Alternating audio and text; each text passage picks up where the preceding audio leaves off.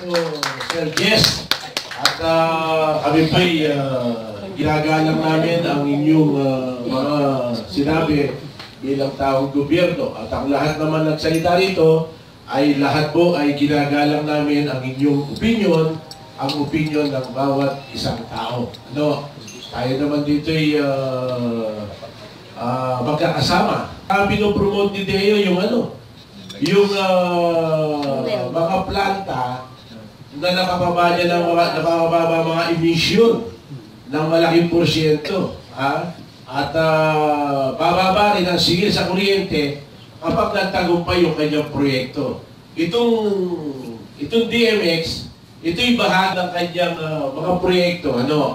At dito, pag sinabing additive, engine protector.